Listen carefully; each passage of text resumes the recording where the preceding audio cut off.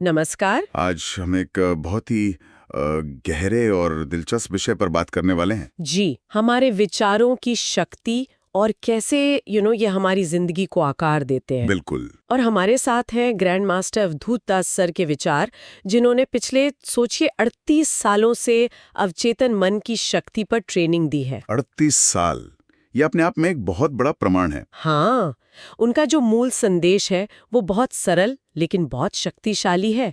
हमारे विचार ही हमारी दुनिया बनाते हैं। एकदम सही कहा। और ग्रैंड मास्टर सर का जो लेख है, विचार शक्ति जीवन बदलने का रहस्य, उसी से हम आज ये गहरी बातें समझ रहे हैं। ये जानना कि जिंदगी का रिमोट हमारे अपने हाथ में है, विचारों में, यही कितना रोमांचक है। हाँ बिल्कुल। तो चलिए आज ग्रैंड मास्टर सर के इस ज्ञान के खजाने से कुछ समझने की कोशिश करते हैं कि ये विचार शक्ति आखिर है क्या, कैसे काम करती है। जरूर। देखिए, ग्रैंड मास्टर सर एक बहुत अच्छी उपमा देते हैं। वो कहते हैं, हमारा मन एक खेत की तरह है, उपजाऊ खेत। खेत की तरह? अच्छा। हाँ, और हमारे विचार जो हैं वो बीज हैं। अब ये हम पर है कि हम कौन से बीज बोते हैं। मतलब अगर हम चिंता, डर, शक, ऐसी नेगेटिव चीजें सोचते रहें, ये नहीं होगा, मैं नहीं कर सकती। बिल्कुल।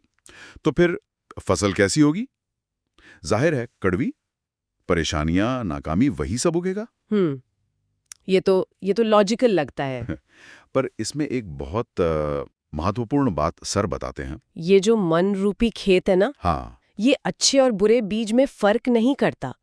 आप जो बोएंगे वो पूरी ईमानदारी से उसे उगा देगा। अच्छा, मतलब वो जज नहीं करता। बिल्कुल नहीं।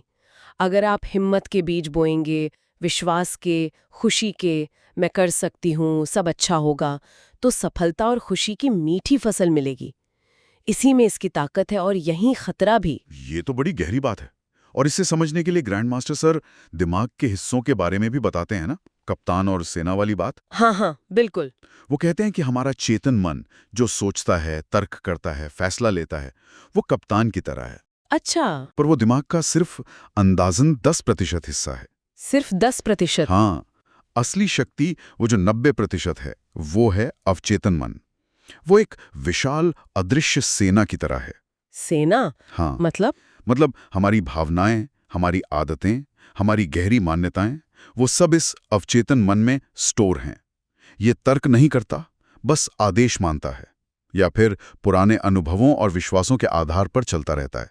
तो दिक्कत कहाँ आती है फिर? दिक्कत तब आती है जब कप्तान यानी चेतन मन कुछ नया चाहता है। जैसे मान लीजिए मुझे अमीर बनना है, लेकिन सेना यानी अवचेतन मन, उसके पास सालों पुराना प्रोग्राम पड़ा है कि पैसा कमाना बहुत मुश्किल है, या फिर पैसे वाले लोग अच्छे नहीं होते।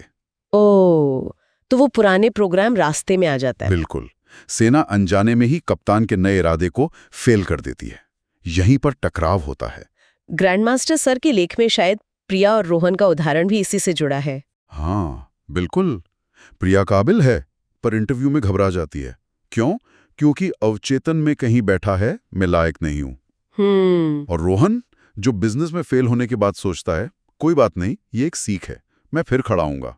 और वो ज्यादा सफल होता है। हाँ, क्योंकि उसने अपने विचार बदले। स्थिति वही, सोच अलग, तो नतीजा भी अलग। तो इसका हल क्या है? इस सेना को कैसे समझाएं? यही ग्रैंड मास्टर सर ध्यान की भूमिका बताते हैं। मेडिटेशन। ध्यान, उससे क्या होता है? ध्यान हमारे दिमाग के रोजमर्रा के शोर को, उस भाग दौड़ को शांत करता है। जब मन शांत होता है, हाँ, तो चेतन और अवचेतन मन के बीच का जो दरवाजा है ना, वो खुलता है। संवाद आसान हो जाता है। अच्छा, तो उस शांति में हम अपनी सेना से बात कर सकते हैं? एक तरह से हाँ, हम उसे नए पॉजिटिव निर्देश दे सकते हैं। यहीं पर एफर्मेशंस यानी सकारात्मक कथन काम आते हैं। हाँ, एफर्मेशंस। ग्रैंड मास्टर सर रोज 10-15 मिनट शांत बैठकर इन्हें दोहराने को कहते हैं। और सिर्फ बोलना नहीं, बिल्कुल। महसूस करना, उस भावना को जीना। जैसे सेहत के लिए सोचना और महसूस करना, मेरा शरीर स्वस्थ और ऊर्जावान है। या पैसे के लिए, समृद्धि मेरी ओर आ रही है। सही। और ये अभ्यास, ये धीरे धीरे काम करता है। ये कोई जादू की छड़ी नहीं है। मतलब लगातार करना पड़ता है। हाँ, लगातार अभ्यास से अवचेतन मन में जमे हुए पुराने नेगेटिव प्रोग्राम्स की जगह नए पॉजिटिव विश्वास अपनी जगह बनाते हैं। इसे रीप्रोग्रामिंग कह सकते हैं। और जब अंदर की प्रोग्रामिंग बदलती तो है बाहर सब बदलने लगता है। आपका व्यवहार, आपका आत्मविश्वास, यहाँ तक कि आपके सामने आने वाले मौके और परिस्थितियां भी। ये एक स्थायी बदलाव की प्रक्रिया है। वाह।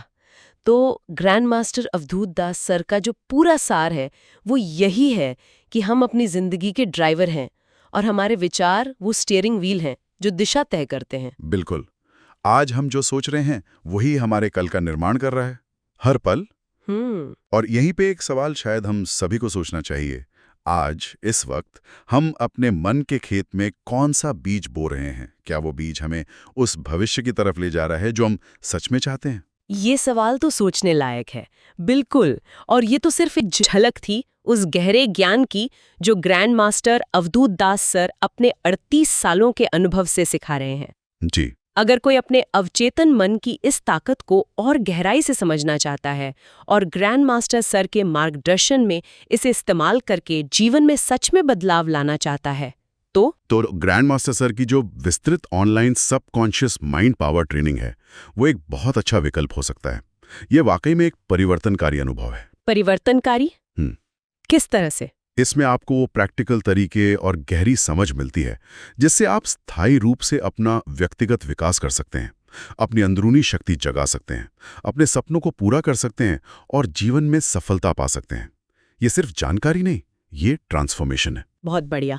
तो अगर कोई और जानकारी चाहता है या नामांकन करना चाहता है तो हाँ, तो वो 9836338102 इस नंबर पे कॉल या व्हाट्सएप कर सकते हैं। 9836338102। ठीक है, तो याद रखिए आज के विचार ही आपका कल बनाएंगे, उन्हें ध्यान से चुनिए। बिल्कुल।